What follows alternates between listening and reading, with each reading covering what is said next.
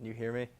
All right, so I'm going to do the very hard job of, I'm sure you've all seen in the news how Bernie Sanders has been rising in the polls and energizing college students. What I want to do today is lay out why I agree with Bernie that students are getting a raw deal and millennials are being left behind in today's economy, but also lay out why his prescriptions to fix it would only make the problem worse. So I wish I could debate Bernie Sanders, but you're going to have to take my word for it that all the policy positions I'm going to say he has are true. But Bernie's proposals are nothing new. When Diana and I, my co-author for the book, got the idea to write the book, I was reading Rolling Stone. I'm not sure how many of you read that magazine, but I found an article that laid out all the problems young people were facing. High unemployment, crushing student loan debt.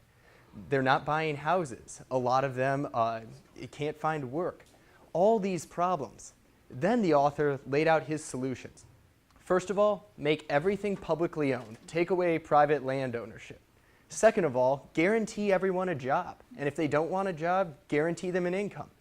Next, he wanted to make college free and actually education free for your whole life. And what he failed to realize was that all the problems that young people are facing, government policy is one of the reasons why they've gotten so bad. And the reason for this is when government gets as large as it is today, it picks winners and losers. And young people who aren't that politically organized, we don't have a lot of money to play in the political game, we consistently end up as the losers. So in our book, we cover a few different ways that government policy favors the old at the expense of the young. And we had to just pick a few because my publisher told me no one would read it if it was over 150 pages. So we kept it nice and short, and we used a lot of stories to illustrate that these aren't just numbers or some theoretical ideas, but these are real ways that young people's lives are being made worse off. So I want to start with the national debt. And this sounds like a boring way to start, but the numbers are really surprising. You probably heard that we're $18 trillion in debt, but that's just the tip of the iceberg. When we take all the promises we've made to Social Security and Medicare, we're actually over $200 trillion in debt. This is an insane number. I have no idea what a stack of $1 trillion or a $200 trillion $1 bills looks like. I mean, this number, just to show you and make it look a little more realistic, if we wanted to fix the problem right now, we'd have to increase all taxes by 57% or cut all government spending by 37%. Neither of these is going to happen in today's political environment, but something needs to be done because the consequences only get worse the longer and longer we delay. And also, I'm not sure how many of you work right now or have a campus job. So you see on your paychecks that you're losing some of your income to Social Security and Medicare. That's being taken out of your paychecks. Right now, if you count what your employer pays, it's 15% of your paycheck. Well, if nothing changes, by 2050, you're going to have to pay a third of your paycheck just to cover Social Security and Medicare. And that's before all other taxes. Your property taxes if you own a house, your federal income tax, state income tax, sales tax. You're going to lose a third of your hard-earned income just to pay for Social Security and Medicare. And I remember it was kind of awkward when I was writing the book. I was telling my grandpa what the first chapter was about, how old people are stealing from young people. And he's like, what are you talking about? I worked my whole career paying into Social Security. I deserve all the benefits I've got. And I had to lay it out for him. I had to say, Grandpa, look, Social Security, due to unfunded promises from politicians, this isn't your fault. You didn't realize how bad it was. But politicians constantly promised you more and more benefits without finding ways to pay for them. And when it comes to Medicare, I had to tell him, Grandpa, you've got both your knees replaced and you had back surgery. You didn't even pay close to what that costs. And he's by no means rare. If you look at the numbers, an average senior, so your grandparents, people who retired in the 90s or 2000s, are receiving between $3 and $9 back for every dollar that they paid in. And that's even accounting for the potential if they would have been allowed to privately invest these funds. So they're getting far more than what they want. So when Bernie Sanders wants to make it Medicare for all and says that Social Security is the most successful program in government history, we need to think twice about that. Because all we've done is taken wealth from young people and transferred it to old people. And make no mistake, you're not going to get your full Social Security benefits. The trust fund runs out in 2034, after which you can only get about 3/4 of what you're promised. And Medicare is even scarier. It runs out in 2030, and there's really no way to figure out right now how to fix that without massive changes. But the other important thing to keep in mind is we're not just stealing from the young to give to the old, we're also stealing from the poor to give to the wealthy. If you look at the average wealth for a household headed by someone 65 years and older, it's 50 times greater than the average wealth for a household headed by someone 35 and younger. So why are we taking all this money from young people, making it go into Social Security, then immediately paying it out to older people who tend to have much higher assets than young people do? So that's all I'm going to talk about on Social Security and Medicare. And on any of these topics, I'm happy to dive further into them or give you more numbers if you want that. But I want to move on to the next thing, which is the Affordable Care Act. And there's a lot of positives and minuses, pluses and minuses from the law, but I only wanted to focus on one thing, how the law blatantly shifts the cost of health care from older Americans to younger, healthier ones. So before the Affordable Care Act, a premium for a young, healthy person was about 1/5 what it is for someone who's middle-aged in their 50s. But under the letter of the Affordable Care Act, it now has to be 1-3. So you can't pay less than 1/3 than what, let's say, your parents pay. And the only way to fix this is to bring up costs for young people at the bottom. And keep in mind, people under 30 only spend an average of $600 a year on medical care. Yet now, because of the Affordable Care Act, an average premium for a bronze plan, which is a pretty stripped down plan, is $3,000 a year. That's what you're paying even before you hit your deductible. And the reason, you might have seen, have any of you seen commercials to sign up for the Affordable Care Act exchanges? Well, my favorite one was actually on Twitter. They had a meme of a millennial in a onesie pajama drinking hot chocolate, and it was like, drink hot chocolate, get health care.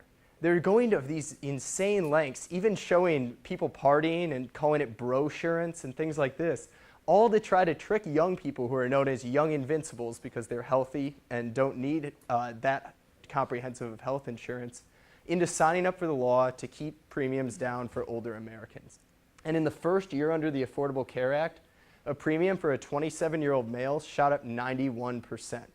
So we saw major increases, and again, putting all the other goals of the law aside, if we wanted to extend health care coverage to more people, there are a lot better ways to do it than putting more burdens on on young people who are already facing tough financial times.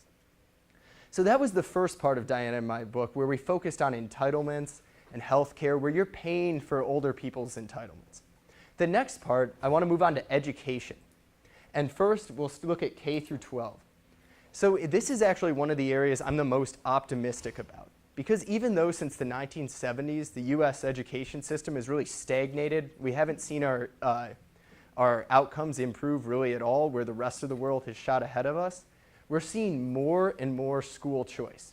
And last week was School Choice Week, which what it does is celebrate the idea that when we're using government funding to pay for education, it should follow the student, not the building. So rather than directing funding to a specific school, each student is able to get funding and take that funding to where they think is best for them. So you've seen everything from charter schools to voucher programs to all these different forms of school choice popping up throughout the country. And again, the main idea is your future for something as important as education shouldn't be determined by what zip code you're born in. We need to empower parents to be able to move their students, or move their children to what school district fits them best. But even though a lot of people agree with this, the public favors them 2-1 in terms of charter schools, there's been massive opposition led primarily by teachers' unions. And I've talked, like I said, we do a lot of stories in our book, and I talked to one of my friends who got a teaching degree, and then she went and taught on the south side of Chicago in a charter school. And I asked her, why'd she decide to do this? Why didn't she go back to the suburbs where we grew up? And she said she wanted to work at a charter school because it gives her more freedom. She didn't have to join a union, and what her school does is provide constant mentoring and also opportunities for advancement. If her students do well and she's able to help them improve, she'll get a higher raise. But unfortunately, at public schools, what we see is it has a very rigid system where even elementary school teachers are given tenure or a job for life after maybe just 2 years of teaching. And what we've seen, a lot of people, this is Bernie Sanders' main response to what I say, he says we just need to fund education more. But right now, we spend more per student than any other country in the world, $13,000. Imagine the possibility if parents were able to take that money and use it for an education expense that was tailored to their child's needs. We would see much better outcomes, and rather than the outdated, inflexible education model that teachers' unions are pushing for, we could have more innovation in education. And this isn't to say that teachers are to blame for this. In fact, there's a case before the Supreme Court right now where some California teachers are suing the union for making them pay dues and membership fees even when they don't want to. They don't think they should have to join a union as a condition of employment because they want more flexibility in their workplace as well. So what we need to do, and like I said, I'm very optimistic about this. We've seen school choice spreading throughout the country, and I think it's one of the best ways we can improve educational outcomes. But now moving to the topic that you may find the most interesting is student loan debt. Because after you graduate, first of all, you're born into debt through entitlement programs. You have to go to a public school system that's stagnated over the last 40 years. And then you go into college and you come out with an average of $27,000 in student loan debt. And this is probably the source of Bernie Sanders' main appeal to young people. He's been a longtime proponent of making college free. And while this may sound good on paper, we need to understand how we got into the problem that we're in right now. All Sanders' solution is putting a Band-Aid on the problem. He's not addressing what really is driving the increase in college. So right now, the federal student loan system, which I'm sure a lot of you are familiar with, you have to apply, and then once you get into a school, the amount that you're paid is partly determined by how much it costs to attend that school. So a lot of universities, what they're doing is working to raise their tuition rates because they pretty much have an unlimited source of funding from the federal government. And there's a bunch of other factors where even school rankings determined by how much it costs to go to school. But the main problem is that we're attaching all this funding to students, and all colleges need to do is let them in, and then they can access more taxpayer money. And this might make sense if, let's say, college was an investment that paid off for everyone. I mean, that's how it's sold. We say we're investing in human capital by helping students afford to go to school. But that's not the case right now for everyone. Only 4 in 10 college freshmen will graduate within 4 years, and within 6 years, that number is still 6 in 10. And then after graduation, keep in mind the 60% who graduated, 44% of them end up in degrees that didn't even require, or end up in jobs that didn't even require a college degree.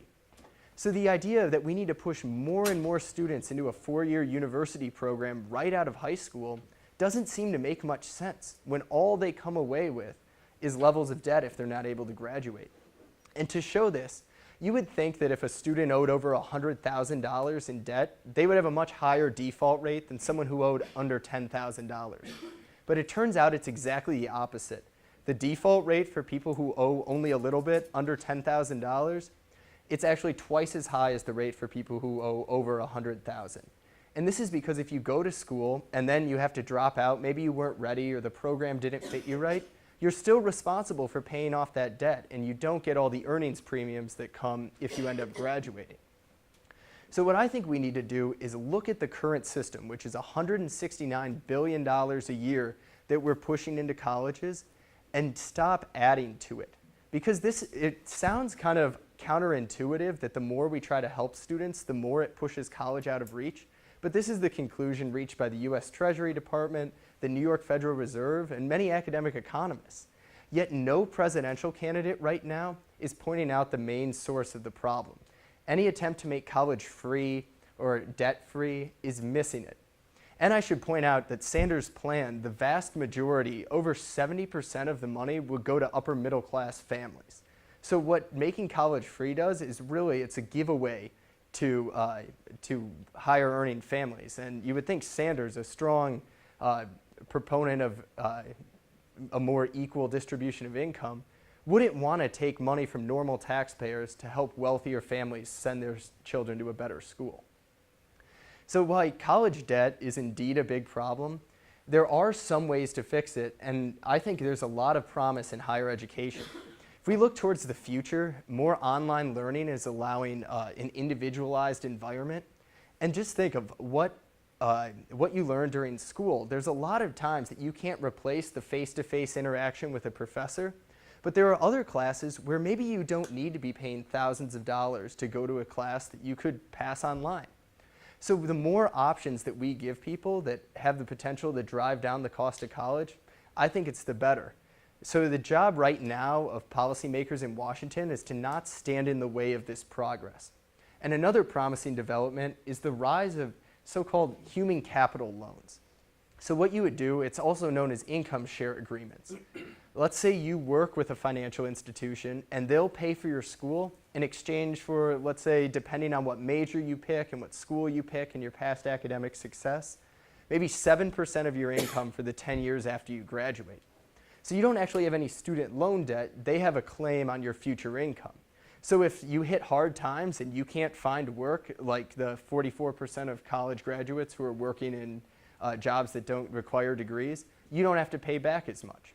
So this is a promising development that we need to put in place a strong legal framework that will let it continue to grow. But right now, with student loans at over $1.3 trillion, again, something has to change, and debt forgiveness or making college free is just putting a Band-Aid over the problem. So now you were born into debt, you now have to pay more for your parents' health care, you didn't get that great of a K through 12 education, you're drowning under student loan debt, and now you try to hit the job market. You would think at least here government would try to make it easier for you to earn a living. And I'm not sure about any of you, but I know a lot of surveys show that about 2/3 of millennials want to start their own business at some point. I'm not sure if any of you want to do the same, but this is a place where we really need government to be helping us out in that way by not putting in place massive regulations that make it harder for people to start businesses. But unfortunately, before you can even think about starting a business, you need to get some work experience. And here, there are countless government policies that stand in the way. The first I want to focus on is occupational licensing. And this is something that not a lot of people are familiar with, or if they are, they think it only applies to people like doctors, lawyers, accountants. And what occupational licensing is you have to go to the government and effectively get a permission slip to work. You have to spend a lot of time and a lot of money in order to be able to earn a living at a certain occupation.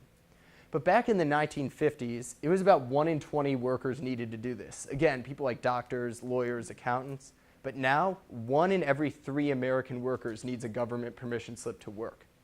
And there's always, all these occupational licenses are promoted in the name of public safety. They're saying we need to make sure that certain standards are met, or else the public will be in danger. But I'm going to give you a few examples, and then you can judge for yourself if public safety is really what's being protected. So for example, interior designers are one of my favorite to focus on. They're only licensed in 3 states and DC, yet they have the highest or the longest amount of time that you need to gain experience to work.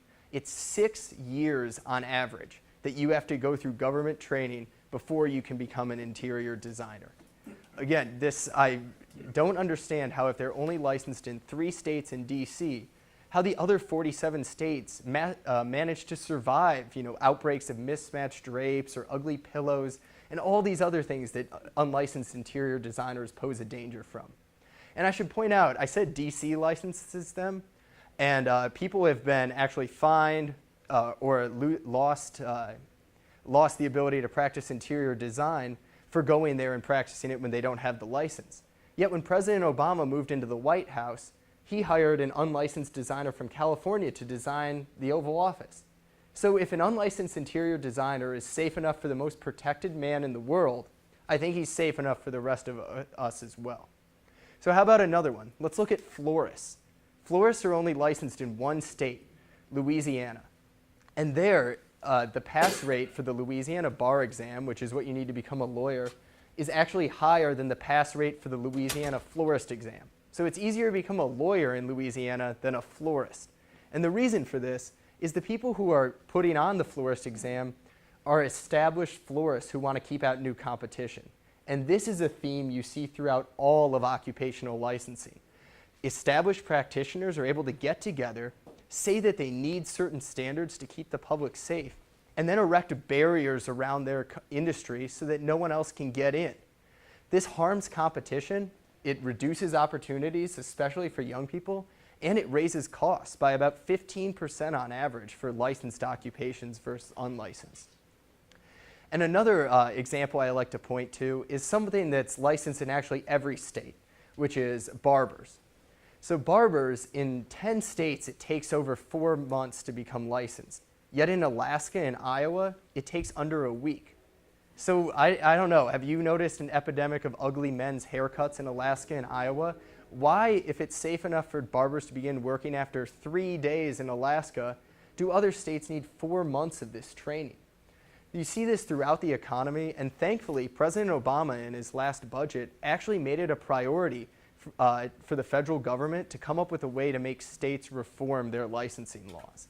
And he stated in there, I'm glad he read my book apparently, he said that occupational licensing disproportionately harms young people who are trying to break in and start a new career.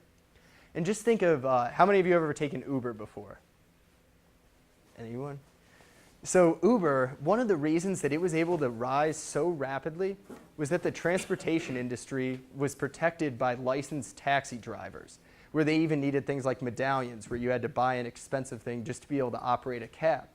So you see that when industries are restricted from competition for such a long time, their competition or their focus on customers noticeably falls, and it harms the economy.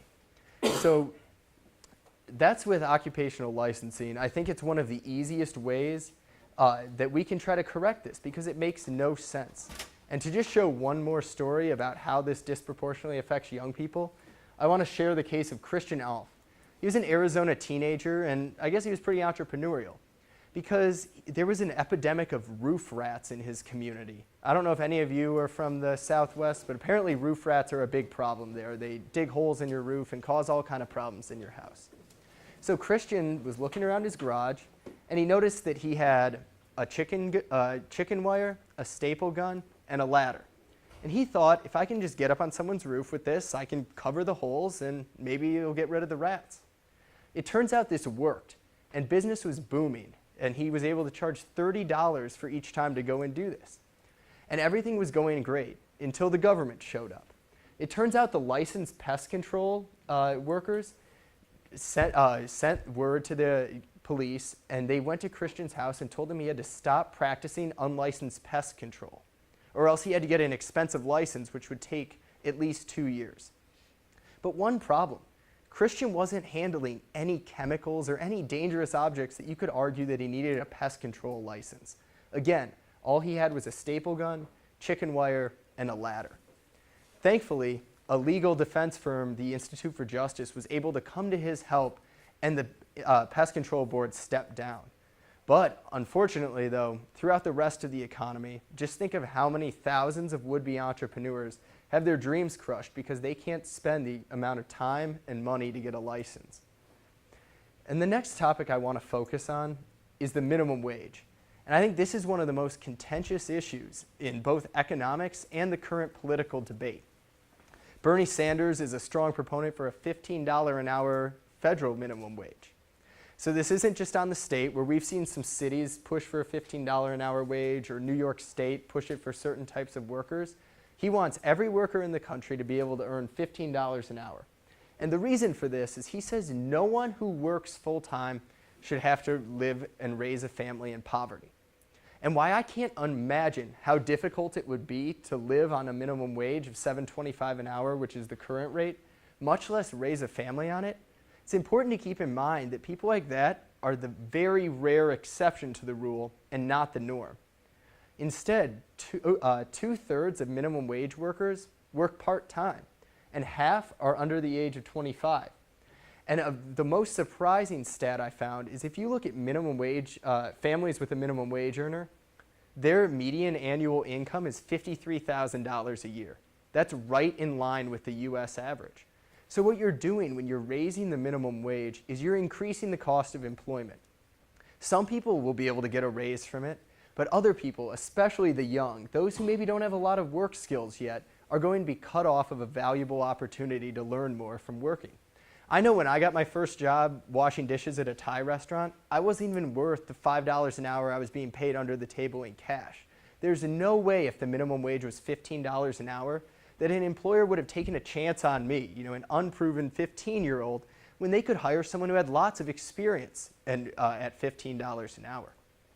And it's also important to keep in mind when we're talking about a federal minimum wage, this is much different than, let's say, Seattle raising theirs. Because $15 an hour is actually above the median wage for a large portion of the country.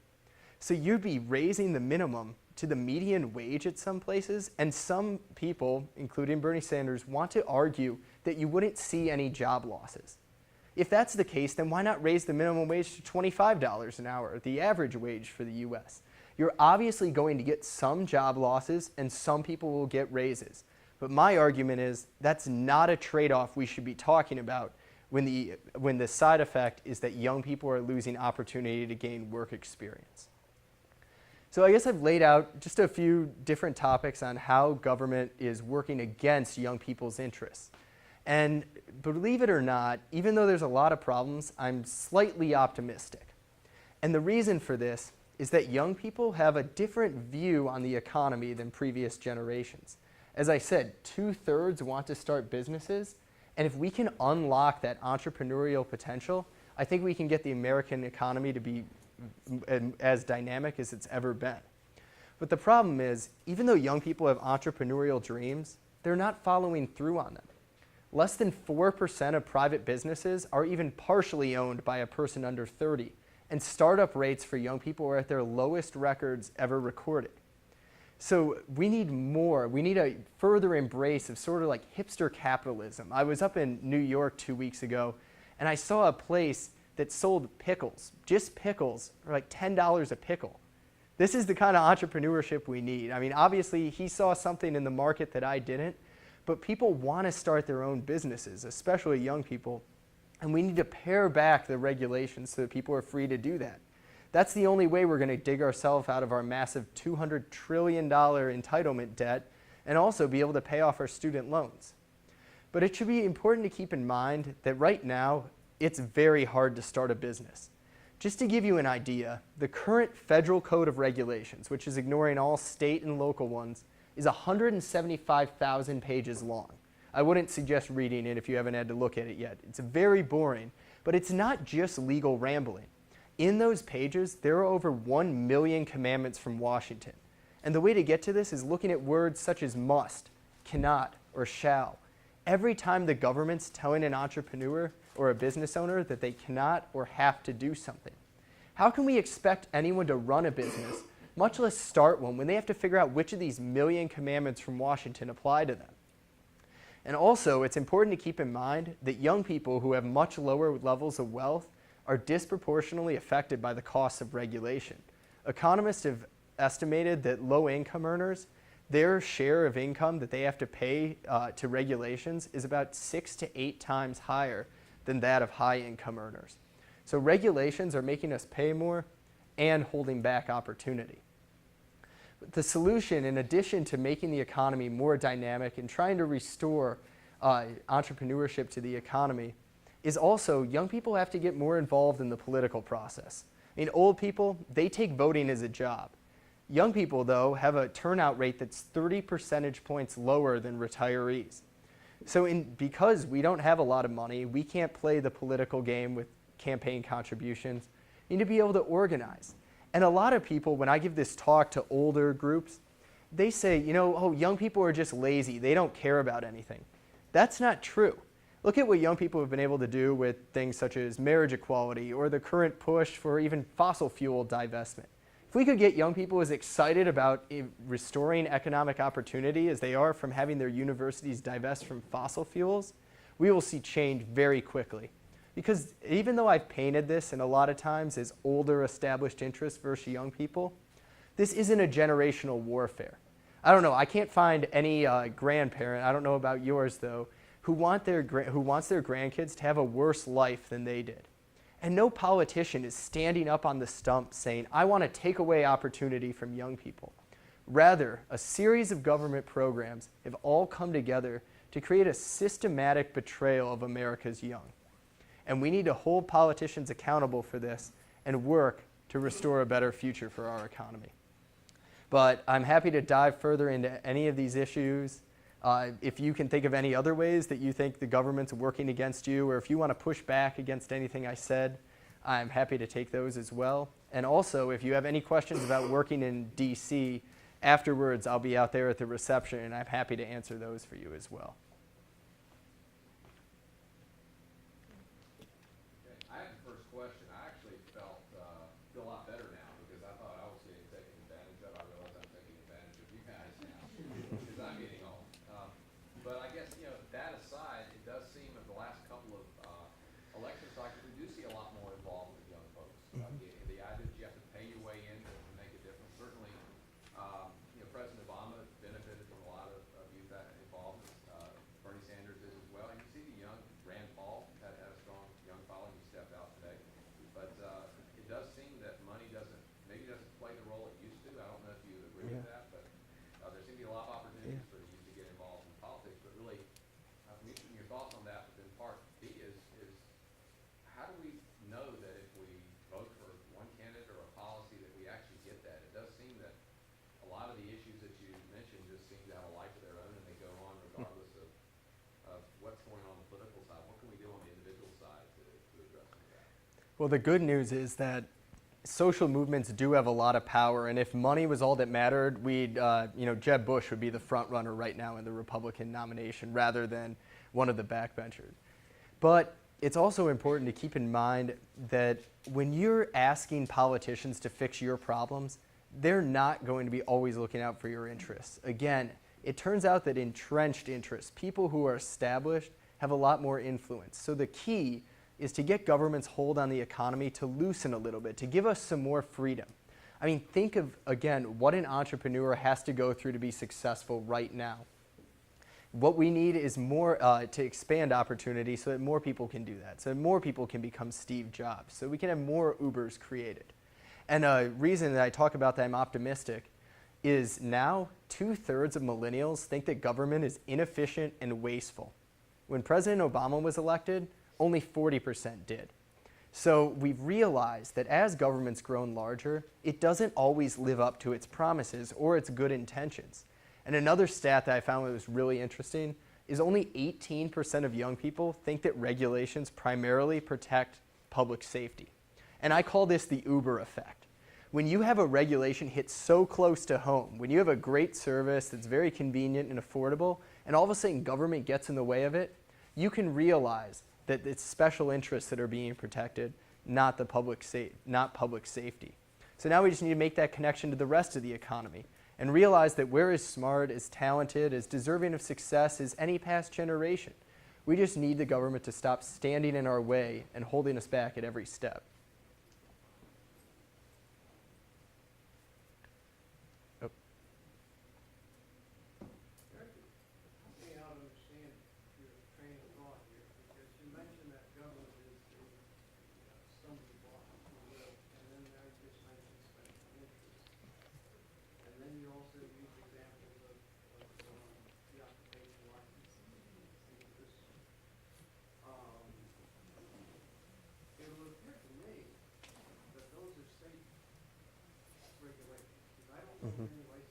Yeah, licensing is state and local issue. Yep. Correct. But then when you look at the actual licensing and, like, for instance, when you say the Uber effect, I don't think it's the government regulators that get involved in, say, stopping Uber. It's existing taxi companies that want to protect their money.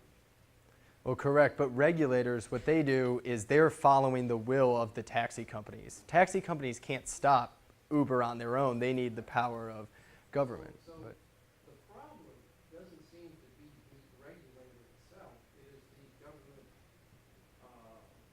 legislator that is paid for by special interests to impose those regulations, correct?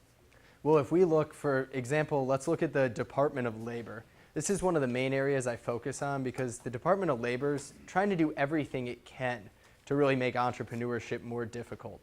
It's putting in place new overtime requirements that I don't know if any of you have ever worked at a startup, but when I worked there, I worked much more than 40 hours a week. And yet now they're saying unless if you can pay someone $51,000 a year, you have to pay them overtime. That's money that a startup doesn't have. They're also moving it to make it more difficult to hire independent contractors, which provide flexibility for companies. So we have regulators who are often myopically focusing on achieving one goal.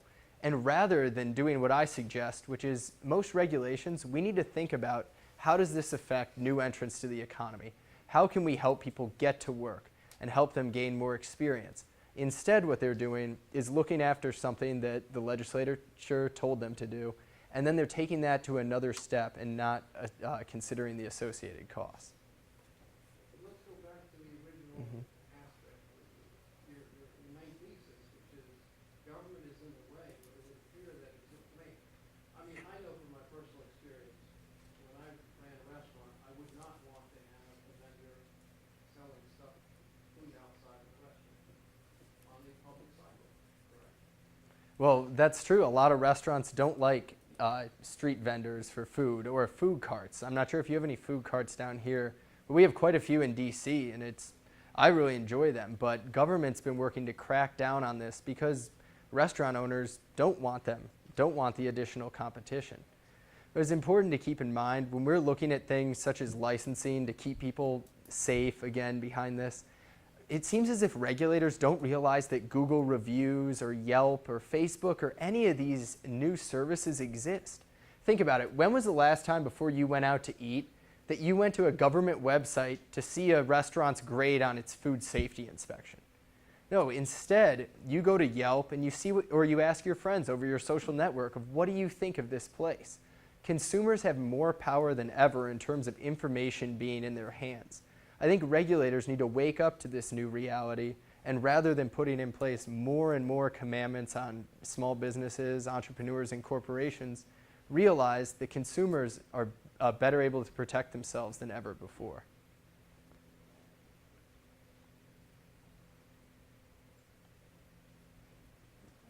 Yes. You said that you don't believe the minimum wage should be $15 an hour, but do you believe that it should be raised? What I'd be happy with right now is if we just index it to inflation so that we can stop having this political debate. Because right now it's very clear, even economists who support raising the minimum wage or candidates like Hillary Clinton say that $15 an hour is absolutely ridiculous. But right now we're actually about at the average from 1960 to the mid-1980s when it started to fall in value.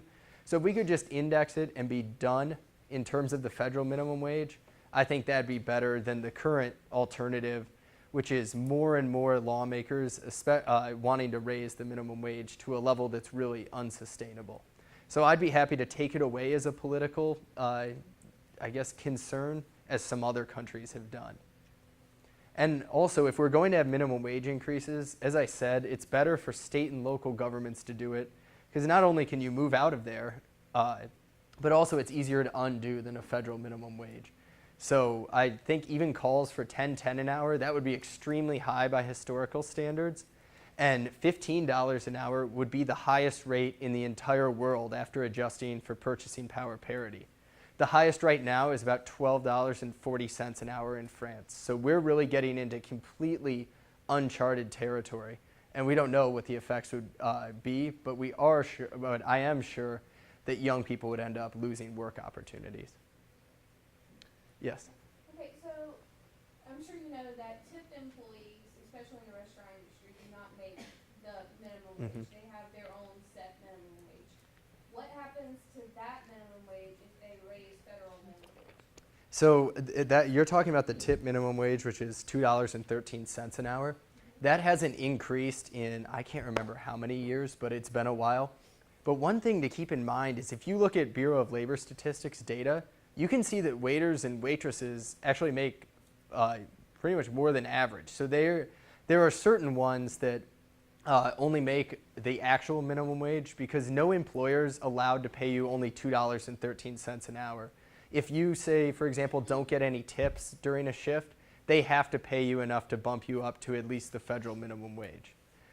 So they're not actually being paid lower than that. But I know once I got to be a waiter in high school, that was the best job.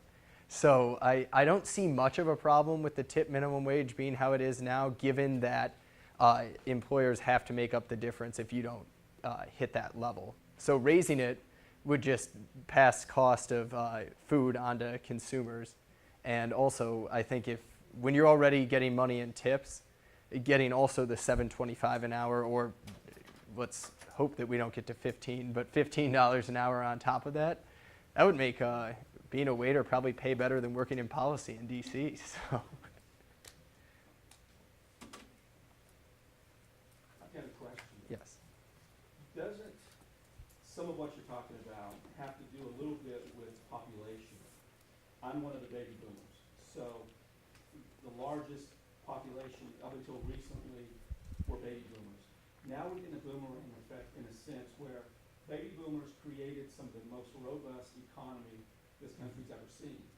But now at the end of that cycle, basically the law of, for every action there's an equal and opposite reaction. Now we're costing a lot more to keep going. Technology, as a part of that, has grown so much that we all live longer. We can live better. You have a grandpa who has 2 new knees and stuff.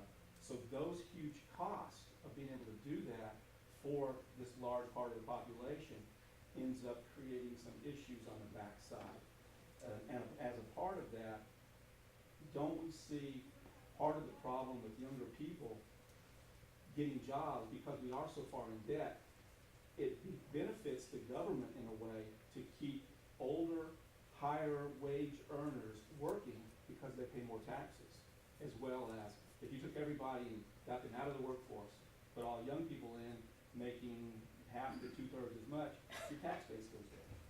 Well, first I'll address the demographics point, which is an excellent point. But the thing is, we've known this has been coming for a long time. It wasn't just all of a sudden that we woke up one day and we're like, oh, the baby boomers are retiring. But instead of making responsible adjustments to entitlement programs, politicians couldn't resist the urge to promise benefits now and then push the cost off to future generations. I know when George W. Bush in 2004, after he won re-election, he started thinking about Social Security reform, or started publicly talking about it.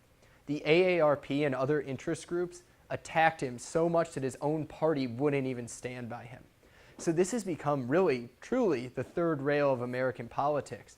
And it's because we can't even have an honest discussion about Social Security, where we need to bring up things such as that we're living longer, which is great, or that seniors are wealthier than they've ever been before. That's also great. But we need to adjust these programs to face 21st century realities, rather than sticking with a program that operates pretty much the same as it did in the 1930s, just on an expanded scale. And to show you just how much it's grown, in 1940, the first year that monthly benefits were paid, the program cost so much less than it did last year. Last year, it was 15,000 times more expensive, even adjusting for inflation, than it was in the first year. This was supposed to be a program on a modest scale that you only paid in a little bit of your income, and then if you survived long enough and outlived your retirement savings, you could receive it. Now it's become a universal wealth transfer. And again, it's not an earned entitlement. You're getting more than what you paid in. So we need to break the idea that people are entitled to this. Even under the Supreme Court, Congress can at any time just say, oh, we can't pay it anymore. And while I wouldn't recommend that, we need to start making smart changes so that the program can exist for when younger people retire.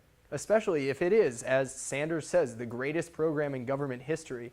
Wouldn't he want to take common sense steps such as slowly raising the retirement age or lowering the rate of benefit increases so that it can be there for the millennials that support him so enthusiastically?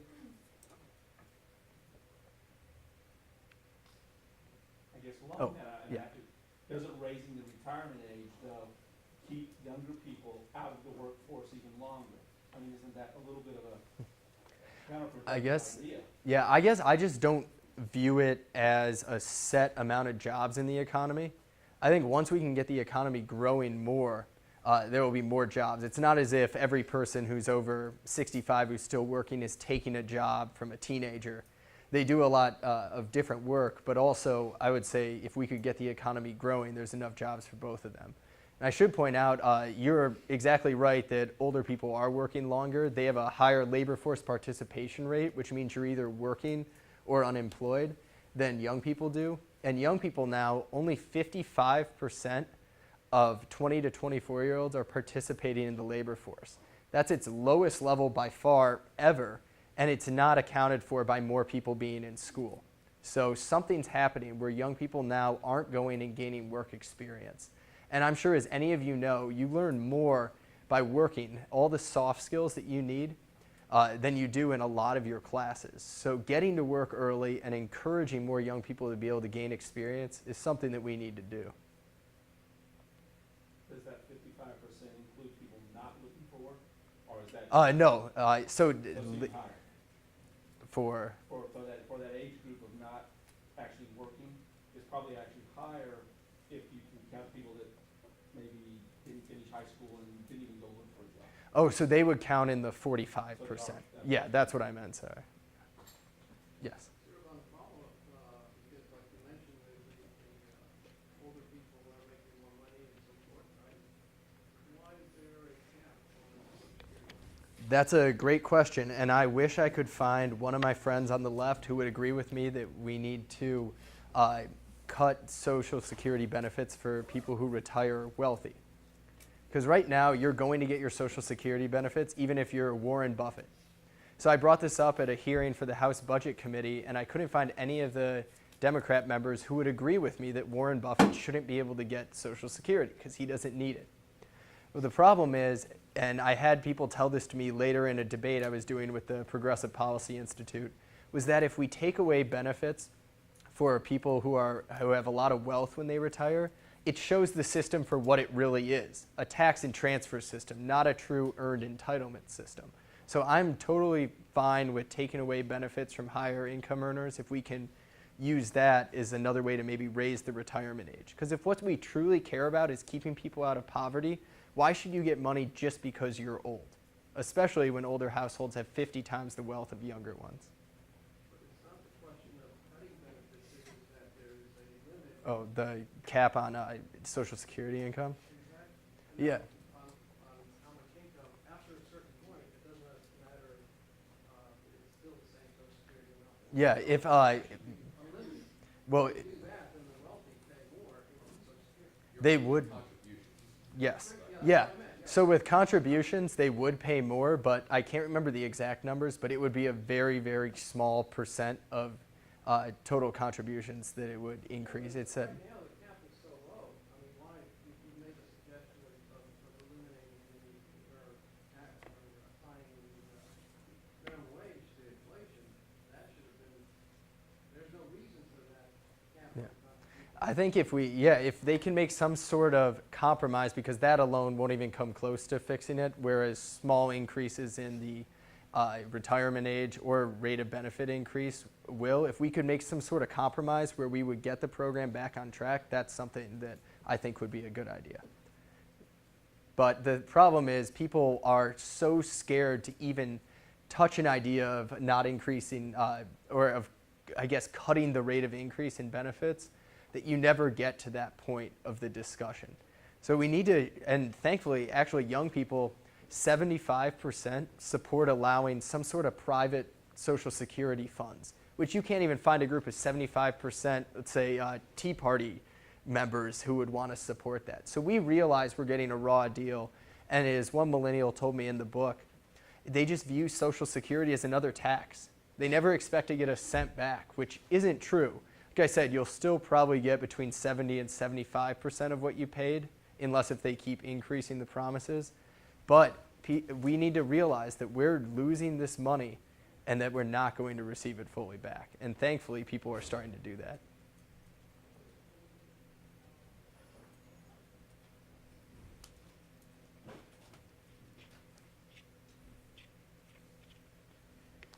Well, there's one other topic I left out, which you might find interesting. How many of you have done an unpaid internship? So I'm guessing then you did it for college credit, right? And this is actually because of a Labor Department rule that was put in place in 2009. So the government says now that private companies can't offer unpaid internships. And this might sound good in theory, but the problem is internships matter more for career prospects, for getting a job, than what you studied.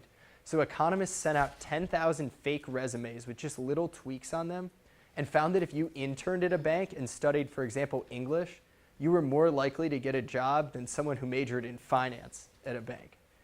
So right now, though, private companies can't offer unpaid internships unless if they grant college credit. The problems arise because you have to pay for college credit. So now, not only are you not getting paid for it, but you're also paying the college to be able to do this internship. But of course, as with a lot of things, the government exempted itself and nonprofits. So you could come work for me for free and I wouldn't have to give you any college credit, or you could go work for the White House at their Council of Economic Advisors and you wouldn't have to get it.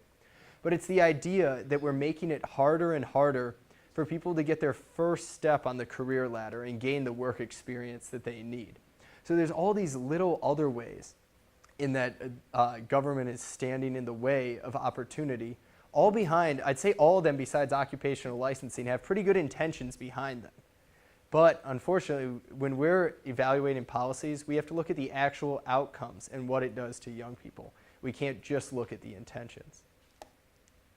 What advice would you have for the average person here who's graduating this year, next year, and feel like the train's left the station? There's a lot of stuff that we need to correct here, but I've got to get a job, I've got to get moving. What are internships may be one of them, but what are the 2 or 3 things you think these folks should be focusing on to try to make their own careers right and get on the right track? Yeah, I would say definitely do an internship while you're in school. I know, for example, I do the hiring for the DC office at the Manhattan Institute. And if someone's interned at a place already or done similar work experience, that's a lot better than seeing that they majored in, let's say, economics in school. The other thing I would say is I know a lot of my friends who still really haven't found a career. They're kind of working odd jobs. And that's understandable because we don't want to just collect a paycheck from our career. We want to find something we're excited about, where we can use our talents and really find enjoyment from work. But when you have to start paying back your student loans, you need to find a job. Sometimes you just have to take one for a while you're working on maybe continuing education or learning something else to move into a new career. But I would say rather than going back and living in your parents' basement, which a record number of students who are even out of college right now, 24 to 32, it's 32% of them live at their parents' basement right now. I would say try to find a job and start moving your way up. It might not be your dream job right away, but again, it's very hard to find something like that right off the bat. There's nothing really as a substitute for work experience. That's at least what I've heard when I've done talks at companies' conferences when they come complain to me about millennials. But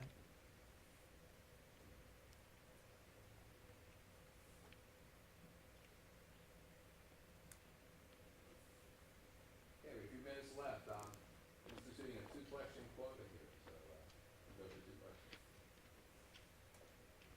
yes.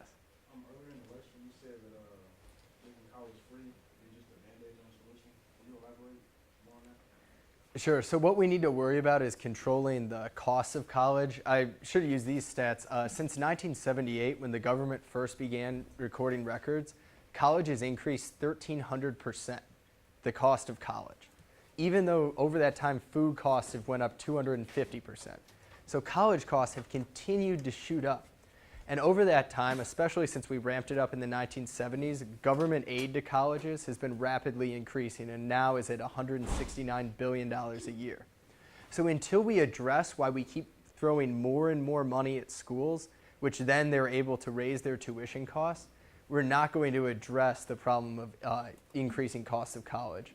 I do feel bad for students right now, graduates or current students who are going to be stuck with the problems of this current system. But what we need to do is stop making it worse and add some accountability to colleges. Right now, let's say a college lets in a student who maybe wasn't ready for college and drops out after 1 year. There's no skin off that college's back. They can just let in another misled freshman, the next year and take the additional government funding that comes with that. So there's actually a lot of bills going through Congress and committees that would tie some accountability to schools. That if they're going to take federal money, they need to start showing results and making sure that their students can graduate and get a job. President Obama, a few years ago, he started pushing for this, and now he released a giant college report card, which helps students see the true career prospects based on where they go to school and their major.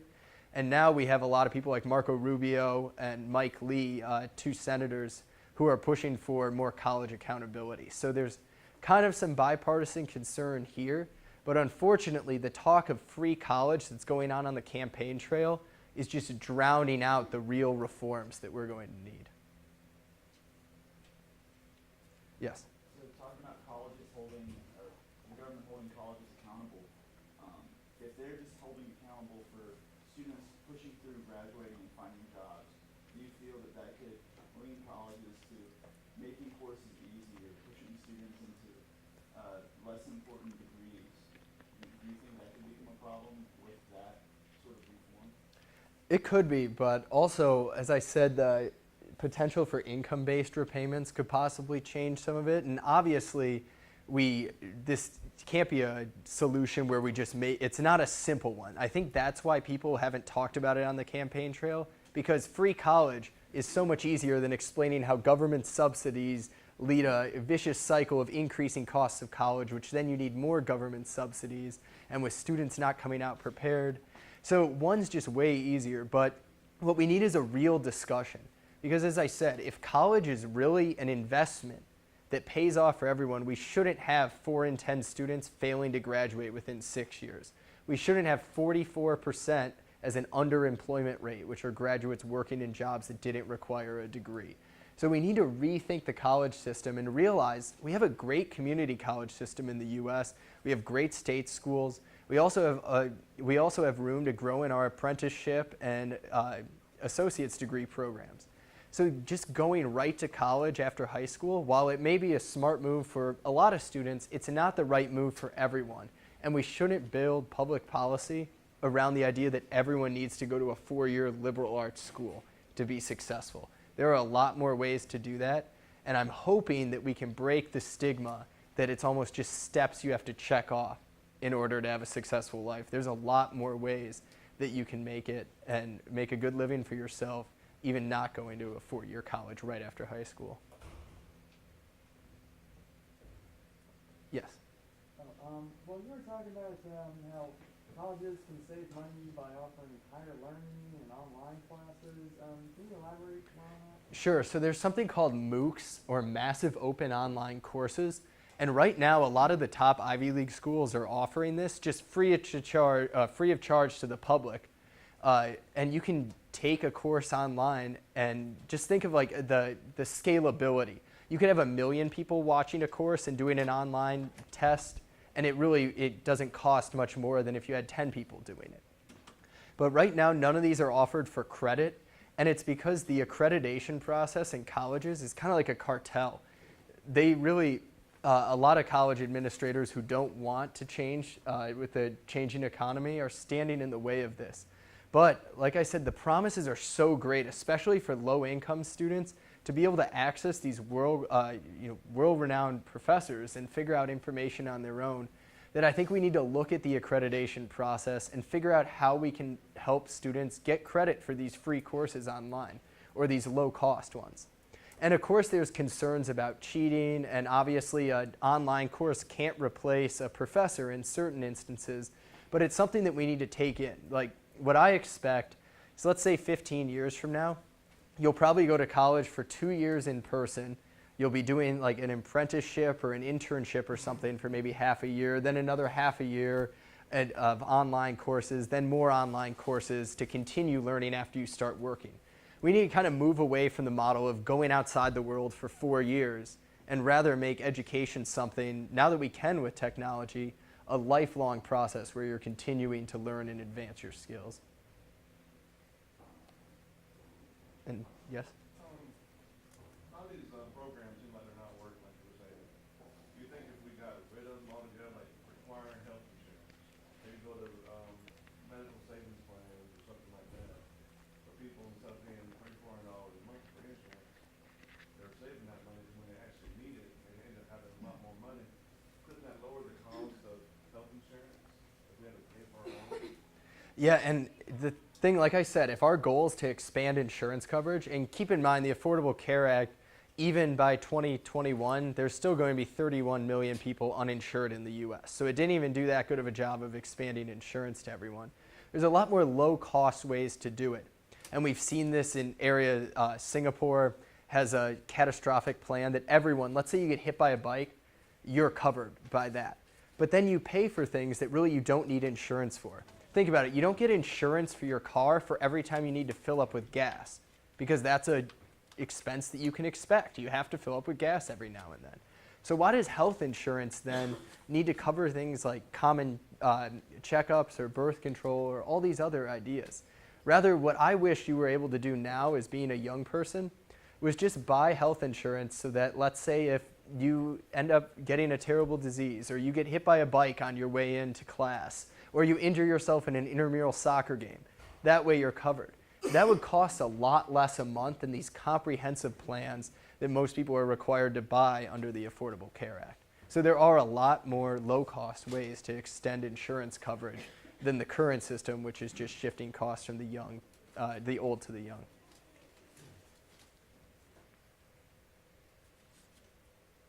Okay, very good. Now, as I mentioned before, we do have a reception immediately following. You're welcome to join for one-on-one if you'd like to ask other questions or continue the conversation. Thank you so much for being here. Thank you.